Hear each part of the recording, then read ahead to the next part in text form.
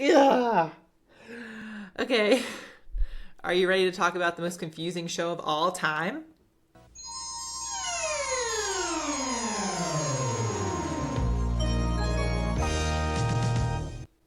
Hello there. This is Drew here with my little sister, Ashley.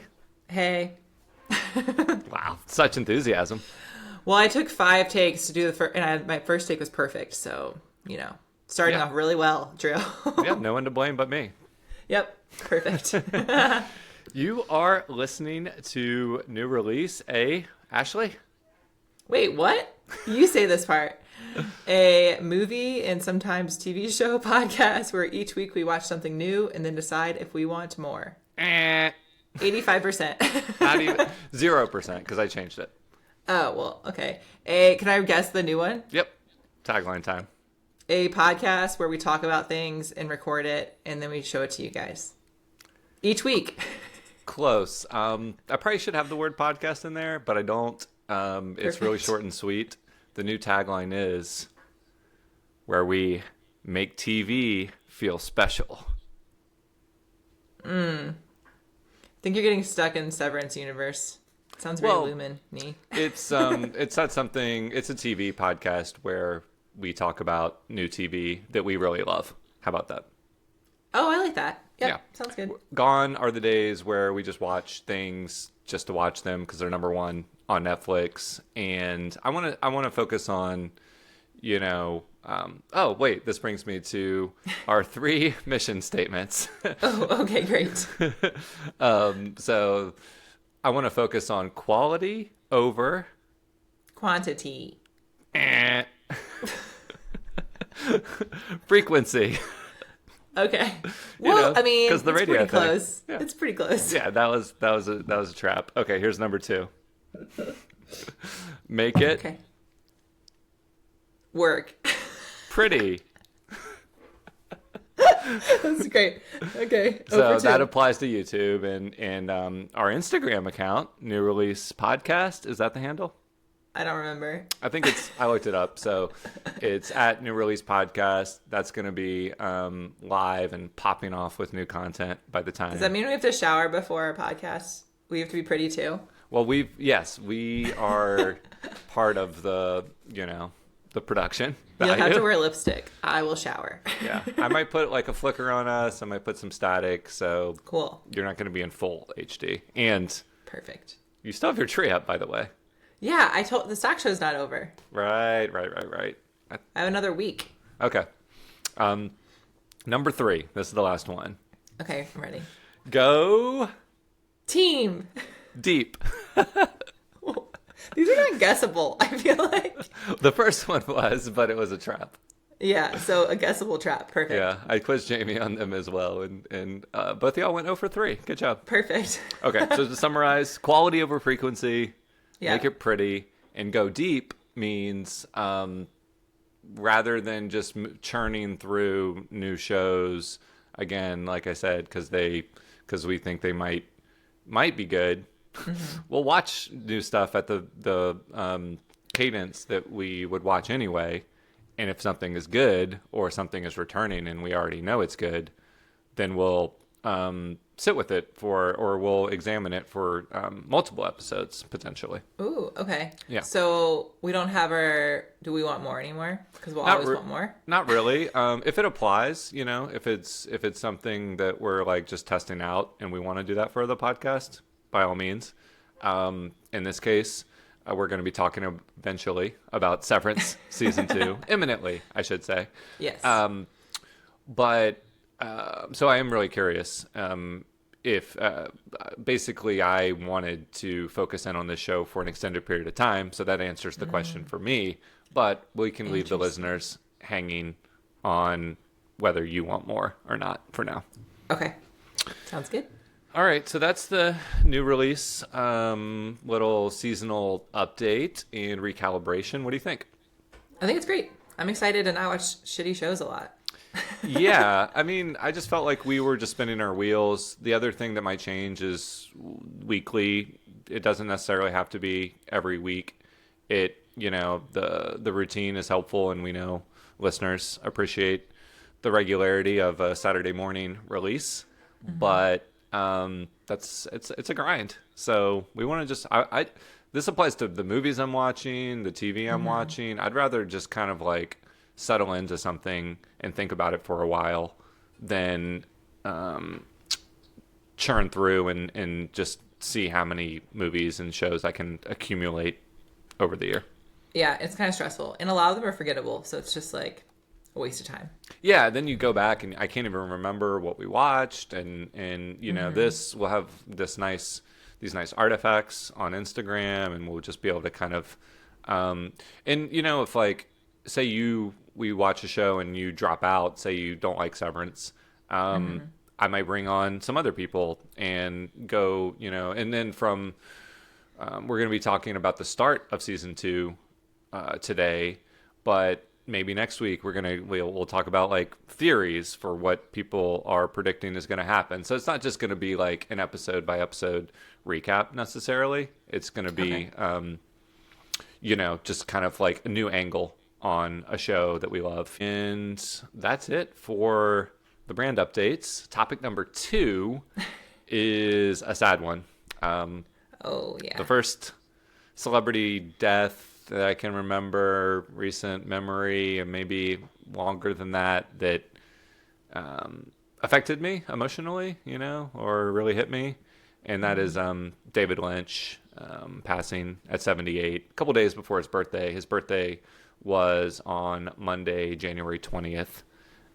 So I did a little group meditation that his family posted about at noon Pacific time, because he's really big on transcendental meditation, and I thought it might be cool if, you know, people around the world are doing the point of transcendental meditation. One point is to like tap into a shared universal consciousness. He attributes it as a big source of inspiration and creativity, and so I thought, what better way to dip my toes in than like when everyone else that cares about him is doing it, or a large chunk of people, and see if I feel any kind of, you know, connection to the rest. I mean, it would. I met Jamie at the Mac stop after she gets off work, and we hustled across the very bustling 82nd Street to find like a peaceful bench to sit on. And so I was staring at the sun, or, you know, with my eyes closed, but feeling the warmth. It was very pleasant. I'm not gonna say like other people reached out and tapped me, aside from her, but it was really pleasant. It actually got me just wanting to do maybe like a midday meditation most days. Yeah, and I feel like it's kind of like a reset too, and also to feel like part of a community, even if you're like not with the community, it's pretty special. So yeah, and aside from that, I mean, I don't want to, you know, go too far into my feelings on Lynch. We've talked about Eraserhead on the podcast. That's probably it, right? Twin Peaks a lot too. Oh yeah, we talked about Twin Peaks. I mean, we've mentioned it, but we did full Blue Velvet. Oh, sorry.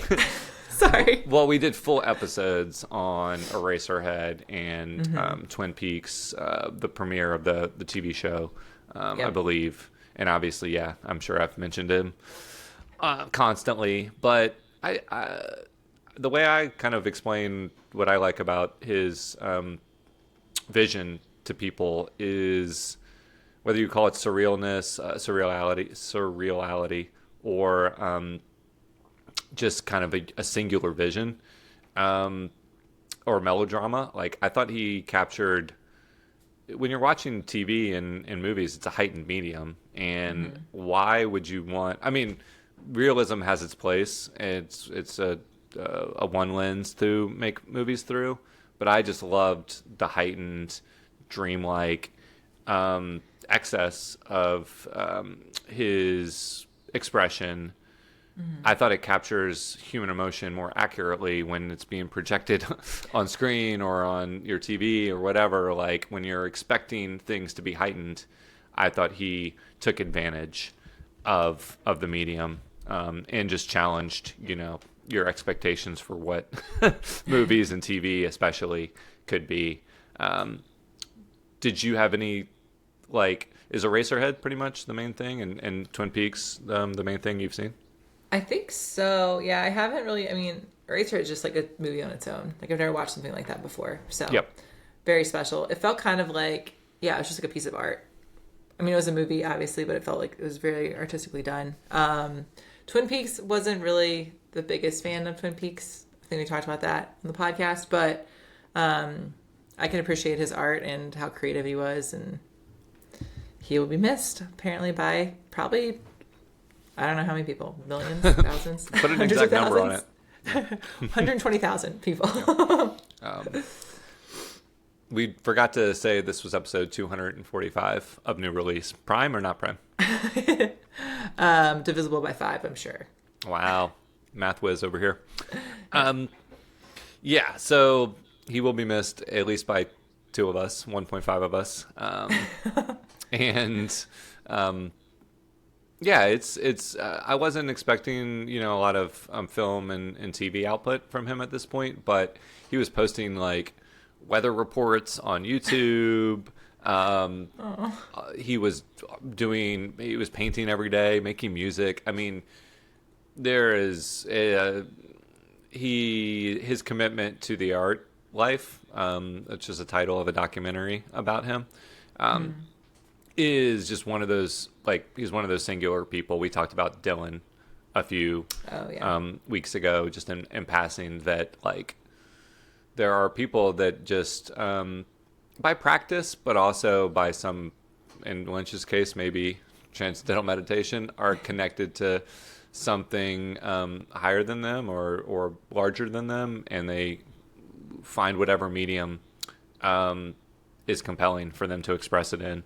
And Lynch's, you should check out some of his painting and his visual artwork. It's like mixed media. It's very tactile and very graphic. Some of it's almost like juvenile, I'd say, in the art style, like simple drawing. Yeah, you're looking at it now. Yeah. But like it's because it's just like a static image instead of moving. He can really capture some like visceral.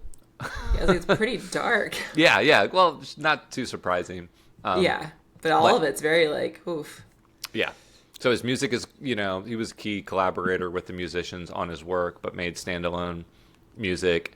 The way he directed people, all the anecdotes that have come out after his passing, despite the horrific and disturbing subject matter often portrayed in his movies, he seemed like a pretty squeaky clean collaborator. You don't have to be a tortured artist to produce tortured art or dark art.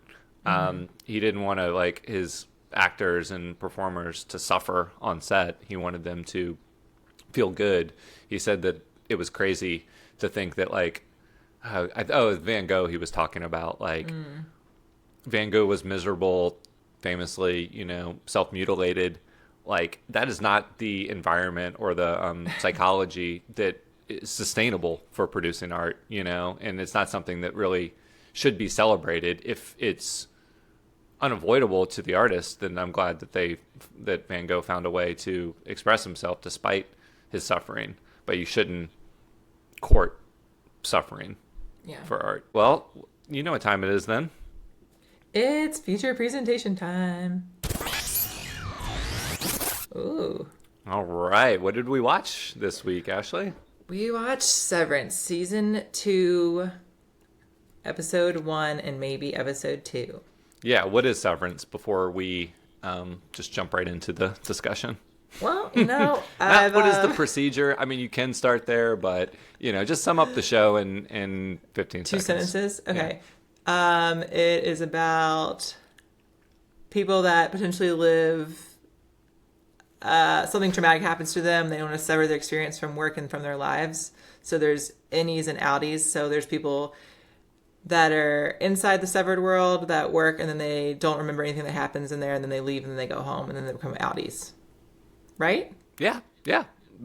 I've only seen the first season, Episode 1, and then the second season, episode 1. Okay, well, we'll get to that. I'm really curious about your journey and it is confusing. Yeah, it would probably be. Well, that explains your setup. Well, I had to read some articles. Yeah. So. Okay, cool. Well, let's jump in.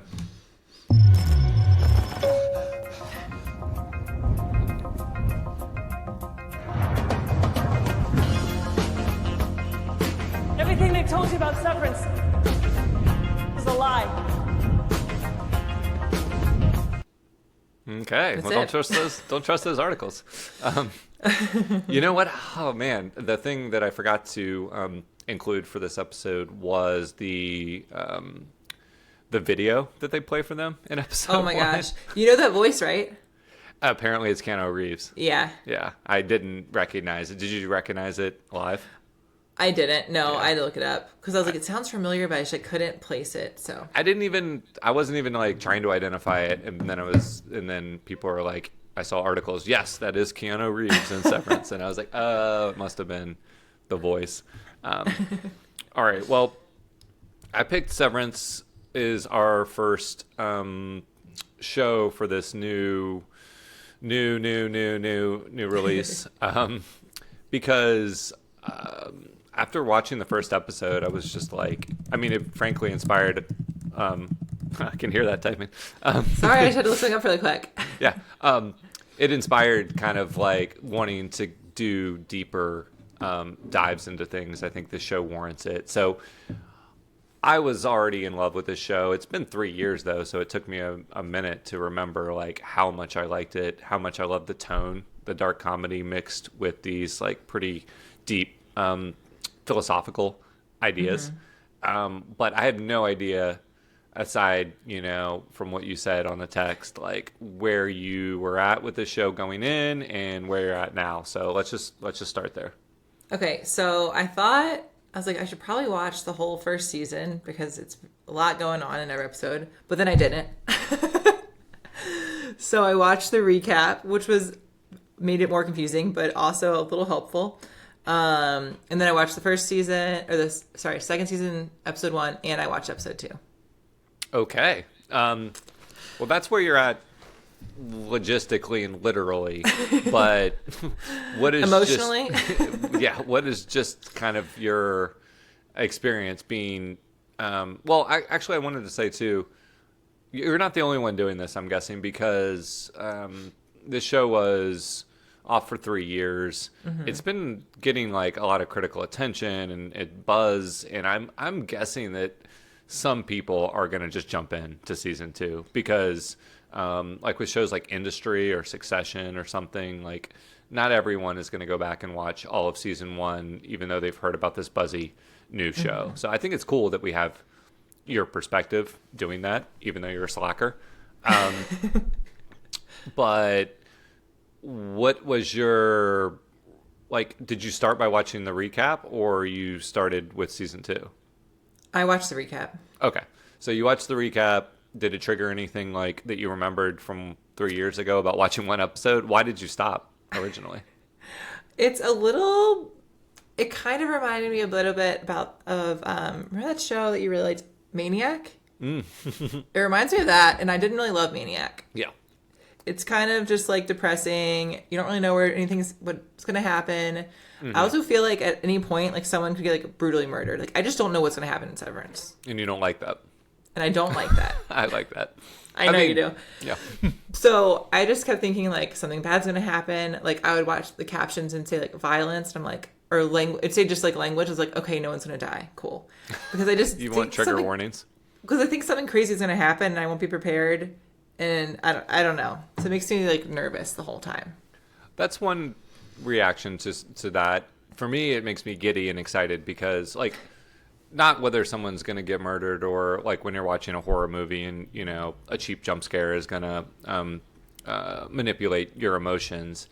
I'm like constantly tickled by the directions that the conversations go in. One of them, for example, is the interview at Great Doors. Oh my gosh. What a roller coaster that was amazing. Is. Yeah. That was incredible. Yeah. So I I think the show's hilarious. Would you say it's a door prize? I was like, oh no. Oh Yep. no. And You can't make fun of doors.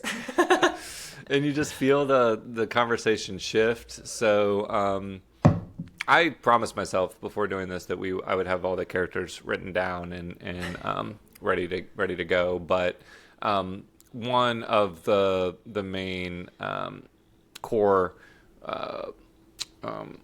quattro. What's four? Yep. One of the main four characters goes they get fired from Lumen, and I think we're in season or episode 2 talking about this now. Anyway, he goes for an interview at a door company. Great doors. And it's going great. And then he makes a door pun that doesn't land, and then the guy finds out he's a former severed employee, and basically treats him like trash, or there's a huge prejudice against people that were severed in society. Potentially, that's the implication. Beyond the walls of Lumen, because we've spent so much time on the severed floor between season 1 and season 2, and then in season 2, episode 2, we've been out in the world before, but not very far. Like mostly Adam Scott's apartment or townhouse and sister's house and yada yada. This is one of our first interactions with just kind of normal people in the real world. And they do not like severed people. No. So I have a theory, or not theory, I guess it's just a thought. Sure. So Mr. Milkshake, who I love, he's great. That's going to be the title of this episode, by the way.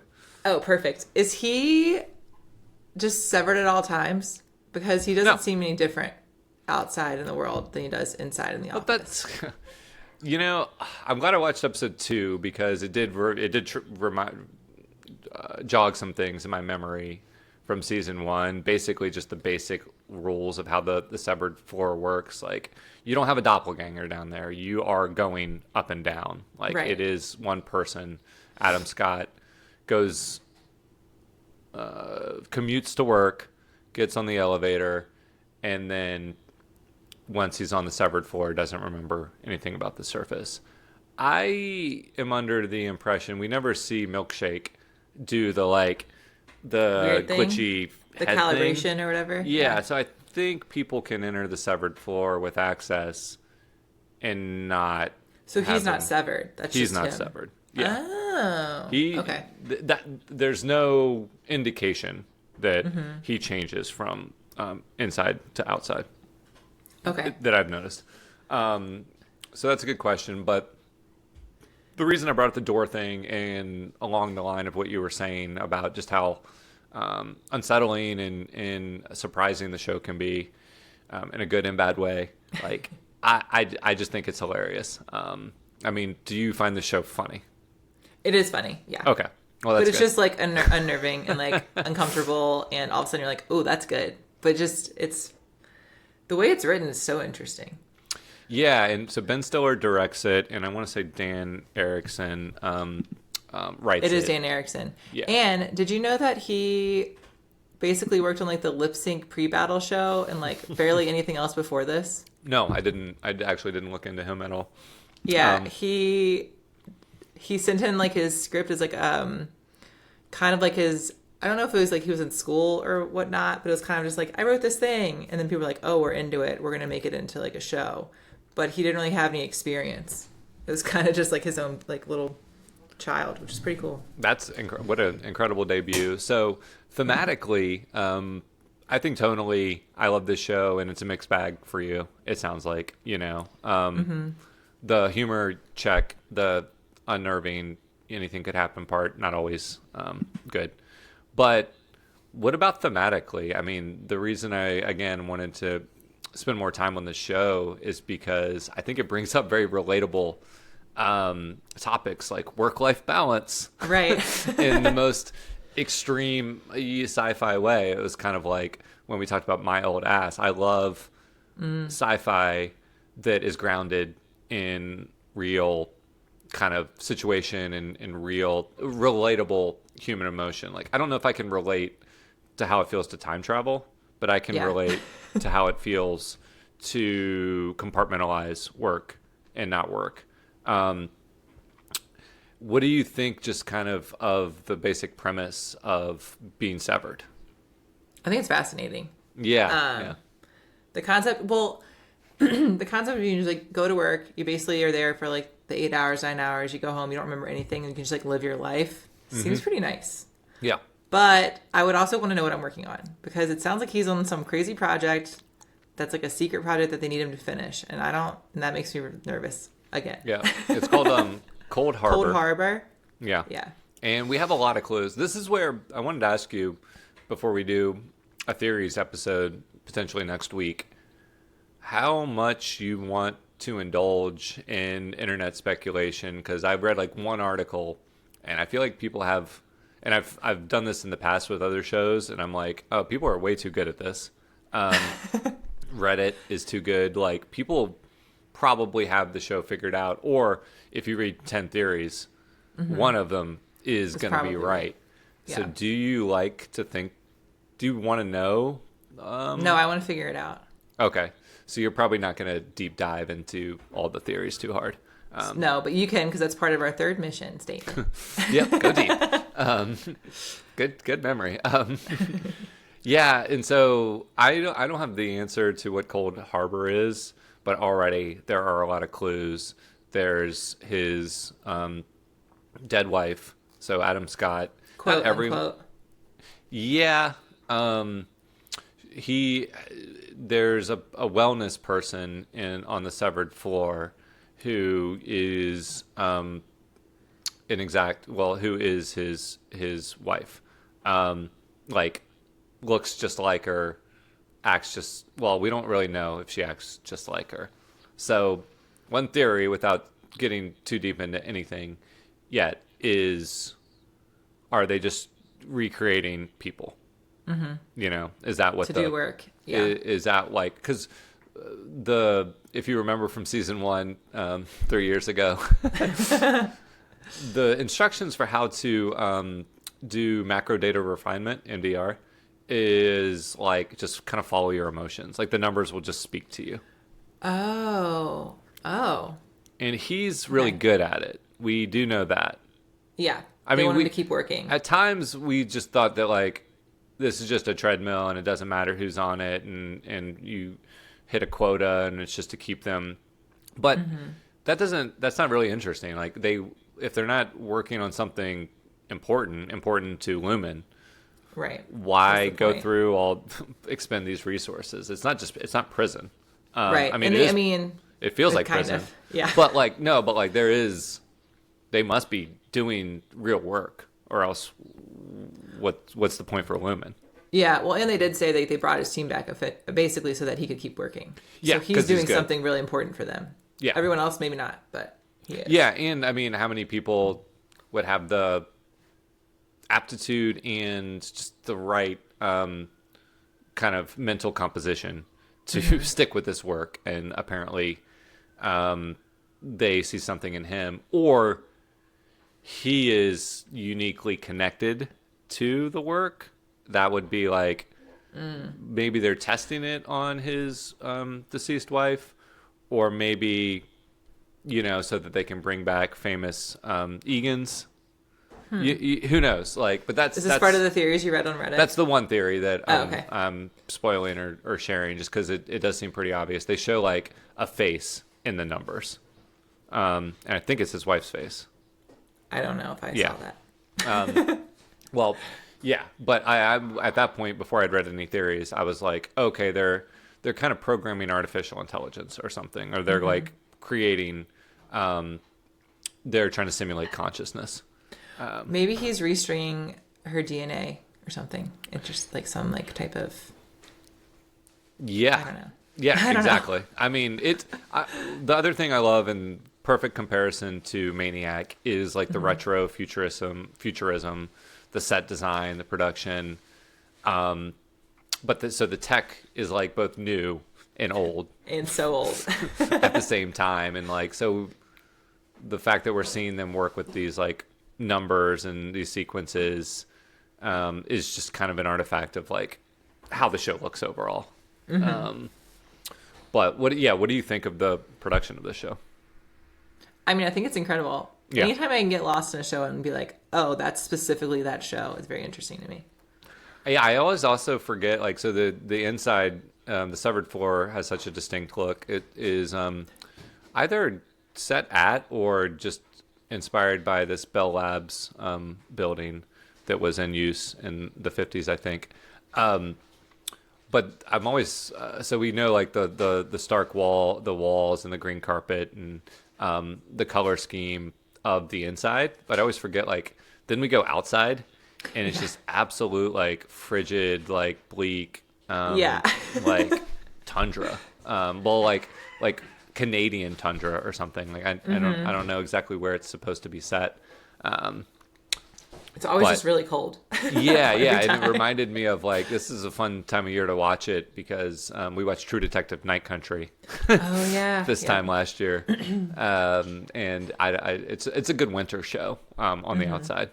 I don't know if they ever have other seasons wherever they are, weather seasons, but so far both seasons have been very cold feeling.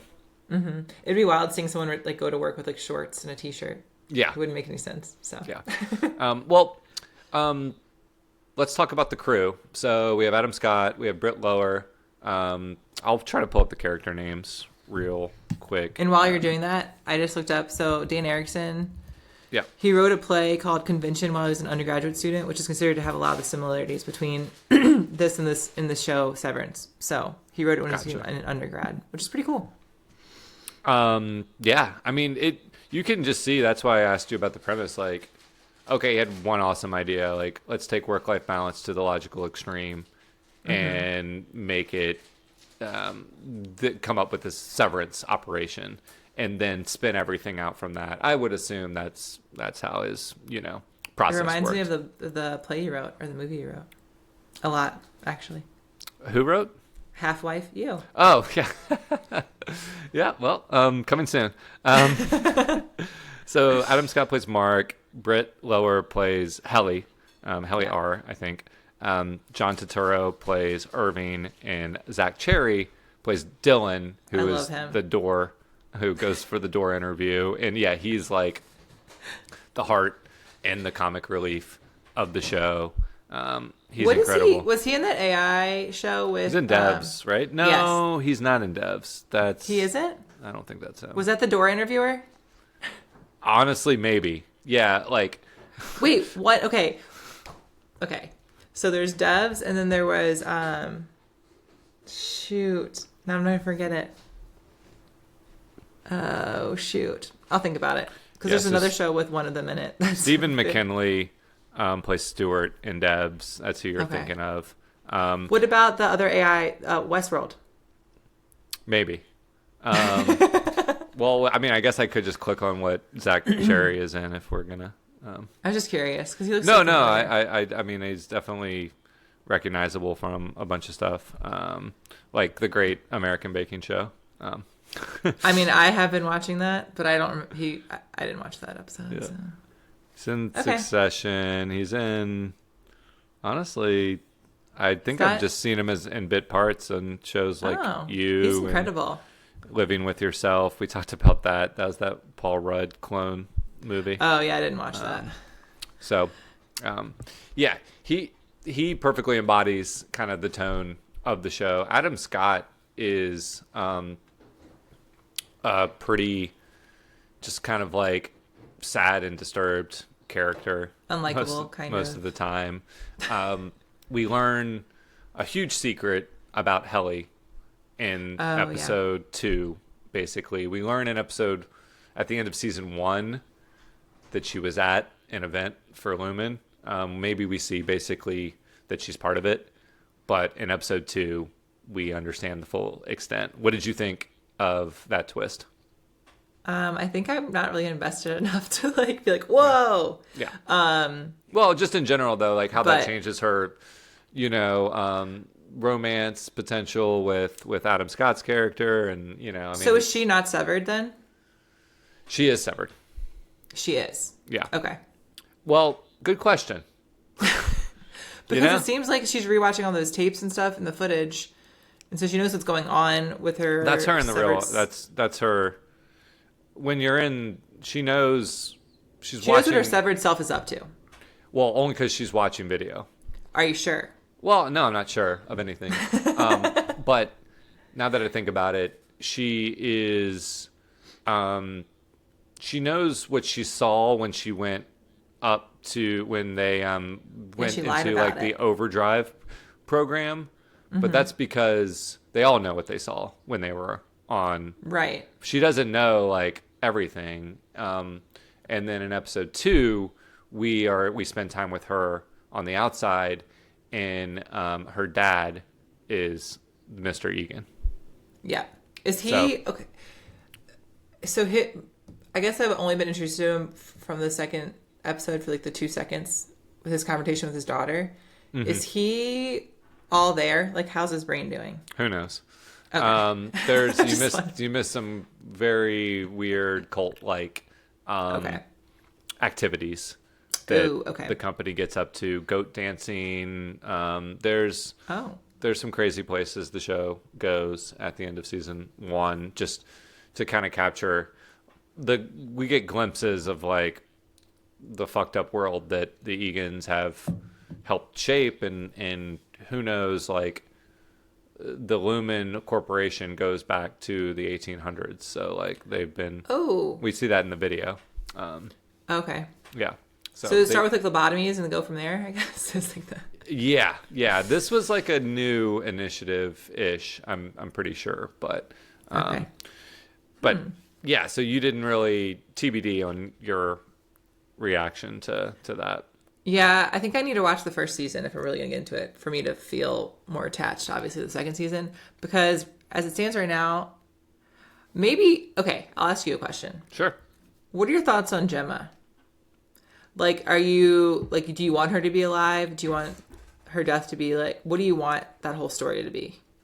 I don't want her to be alive. I think that's sort of would be a conventional twist or hook for the show. Mm-hmm. I actually think Adam Scott's reaction, I mean, it's a little extreme in the diner that he's like yelling at his sister, stop, pretending that she's alive, stop pretending that you're suffering the same way that I am. I mean, it's oh God, I forget the word he uses, but he's like, basically this is offensive.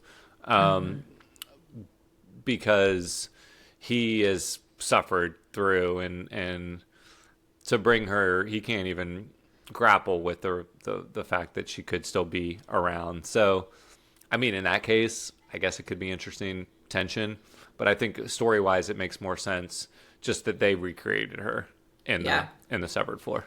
Okay, because even like Patricia Arquette's character, Helvig. Yeah, something like that. Something like that. I don't remember. Because she mentioned that thing about Jim at the very end of that episode. So, well, yeah. So Miss Corbell, isn't she 2 different names? Potentially on the outside. Yeah. Okay. Yeah, and I love the scene where Milkshake is just so petty about the fact that the computer screen hasn't updated to his name. So can you fix that when you get a chance, please? Yeah. I'm just going to turn my computer off. Yeah, and there's a little girl who's like a secretary in the severed floor. Oh yeah, she was great. Doesn't appear in episode 2, but that was funny. They're like, what's this child doing here? And I was like, great question. Yeah. I think we're both in complete agreement on the humor. I mean, that's probably my favorite part of the show, is just that it's darkly hilarious. This is just pitch perfectly attuned to what the type of humor that I like. But there's enough world building and interesting philosophical stuff going on to make me, I wouldn't say like I'm super attached to the characters. One thing I wanted to ask you about though, do you feel, or do you think the show does a good job of capturing like their camaraderie and love for each other? Yes. Yeah. I mean, it's wonderful. Yeah. Like you could feel like even with myself not watching it that often, like watching him get his team back, I was like, oh, you can tell. Like it's just such a big, it's really beautiful actually. Yeah, that's such a funny trope, like getting the team back together. Right. And yet, in this world, it just feels completely new and different. And there was a lot of growing pains with the team in season 1. I feel like I can't remember everything, but there was a lot of friction. And now they are all just like a well-oiled unit and love each other. And that's why the Helly secret is dramatic and is going to cause a lot of tension, is because eventually that's going to cause a rift in the team. Yeah. Well, I mean, isn't what did there you? a way for? Oh, go ahead. I was going to say, what did you think at the end of episode 1? They all decide to stay severed. I mean, what did you think of that decision? Poor. Well, but I don't know. I don't know, because they only know that. Like that's their whole existence. But part of me wants to be like, can't they just like? I guess it's really hard to get a job once you're severed, which is wild. But I want them to be friends in the real world. But I guess they wouldn't be because of their actual real world. Yeah, it is. That's when it does start to become a mind fuck. Is like, Yeah. This version of them only exists, in the severed world, and so they can leave. That just means they're basically killing off this version.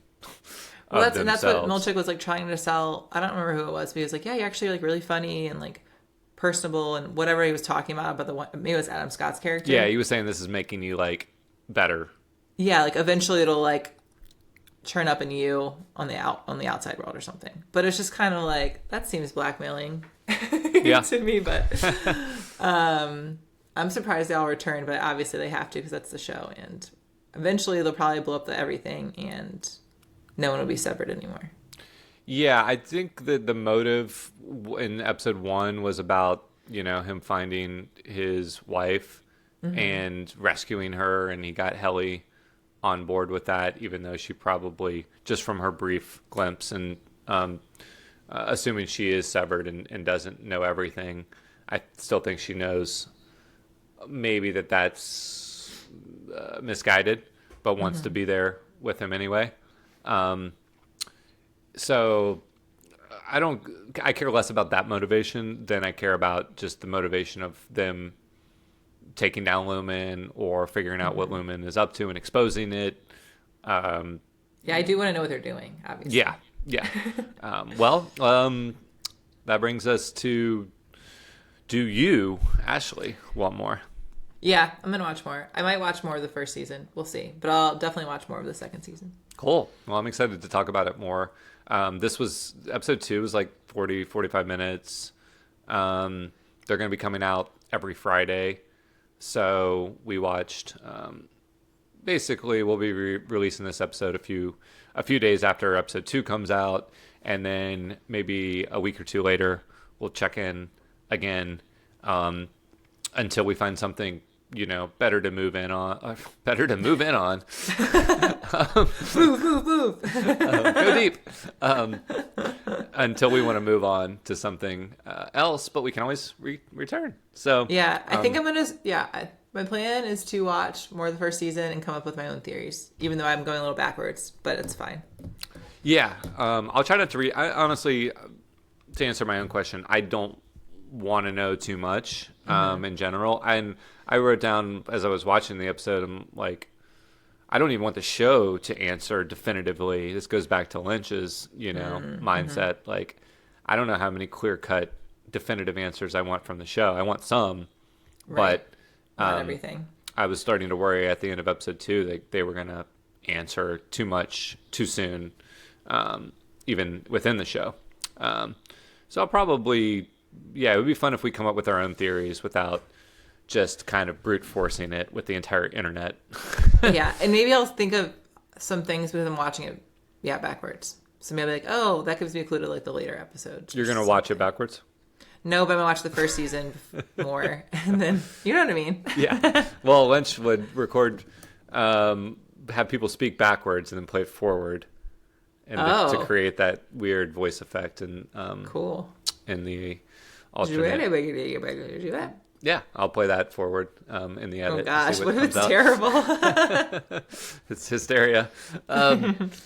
Yeah, I'm glad you liked it. I didn't know. I think it was totally acceptable to jump in where you did, because it's a lot to ask to watch the whole first season. And if this hooks you, then that's great. And we can talk about it more. Perfect. Well, that is it for this episode of New Release, episode number 245, Mr. Milkshake. If you want to follow along for more Severance discussion and whatever, Ashley, if you come across stuff that you really love, like, say, the next Landman. Bad Sisters. But Yeah, still. too late. No, no, that's we can also go back further in time. I'm less worried now about just like what came out yesterday. So yeah, you have some say in what we watch as Perfect. well. And listeners out there, find us on Instagram at New Release Podcast, I think. Find you're us correct on as well. YouTube at New Release Radio. Find us on Spotify and Apple at New Release. Look for the Blockbuster inspired cover art with some dark shadows to emphasize the text, and special edition, which means we make TV feel special. Oh my gosh.